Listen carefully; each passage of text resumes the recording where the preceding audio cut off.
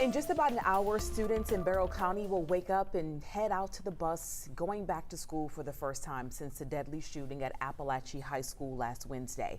11 Alive's Beth Yates joining us from Winder Barrow High School this morning. Beth, we know all the schools in the district except for Apalachee High School heading back today. But even if you weren't directly impacted, you kind of feel it. You definitely can feel it. I feel like even people that didn't live in the area have felt this. But behind me, the doors of Winder Barrow High will reopen for the first time since that September 4th shooting that killed 4 and injured 11 at a neighboring school. Now, 5 school days after the shooting at Apalachee High in Winder, all Barrow County schools except for Apalachee High will reopen. Barrow County School Superintendent Dr. Dallas LeDuff made the announcement over the weekend in a video message. He acknowledged the community will never be the same and said the days ahead will be difficult. And we spoke to parents who understand the challenge ahead but say it's time to get back to class. Take a listen. I understand that some students may need a lot more time to process what's going on, but I mean, I'm fine with it because I trust the school system and I trust the law enforcement. Now, when students and staff return, there will be some changes. School officials say there will be additional security provided by the Barrow County Sheriff's Office and additional mental health resources for students in need. Now, of course, once again, the Apalachee High School will not be going back today. No timeline has been set for their return as of yet.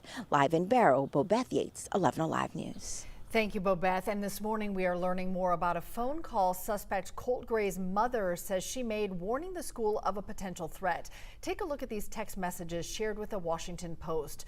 They suggest she called a school counselor the morning of the shooting, warning them of an emergency, telling them to find her son immediately. Neither the sheriff's office nor the school district has confirmed that phone call. 11 Alive spoke to Rebecca Sayarath. She says her daughter Lila was a class with the suspect. And here's what Rebecca told us unfolded in the school after that alleged phone call and what Lila shared with reporters. Around 10, the assistant principal came to the room looking for the shooter, but had the wrong name and took another child's backpack and left. And a little bit later, my friend came back in from the bathroom with his bag, and I had asked him what happened, and he said he didn't know anything. Just moments later, Lila says the shooter showed up outside her classroom, took a gun out of his bag, and started shooting. Liza Lucas continues our coverage now at the Gainesville Youth Detention Center where the alleged shooter is being held. Liza, you have a closer look at that new body camera video taken at the Gray house when Jackson County deputies went to investigate a threat last year. That's right. This video takes us back to May 2023. That's when those Jackson County deputies visited Colt Gray and his dad following up on an FBI tip which accused Colt of threatening to shoot up a middle school. That alleged threat was made online. The detective, as we've previously told you, cleared that tip, citing a lack of evidence. Now, the 18-minute body cam video, however, does reveal a little more how that interview and the investigation process went down. Hey Colt, what's going on, bud? So did your dad kind of explain everything to you? Said something about shooting up a school. Then 13-year-old Colt Gray denying it. Maybe they misheard somebody else. Minutes before Colt walks out. He gets flustered and under pressure. He doesn't really think straight. Colin Gray acknowledging the seriousness of the allegation. We talk about it quite a bit.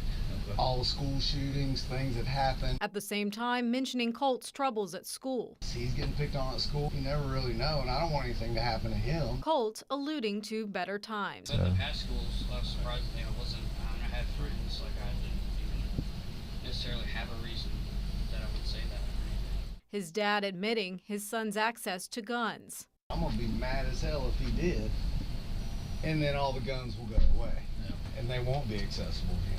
He knows the seriousness of weapons and what they can do and how to use them and not use them. As for the threat, I gotta take you at your word, and I hope you're being honest with me. I'm not saying you're lying, but it's It's a serious thing. wrapping up the interview. Apparently he was getting bullied, very soft-spoken, reserved kid. Yeah. Pretty much unable to substantiate anything at this point. The GBI says now 14-year-old Colt Gray used an AR-style weapon this past Wednesday.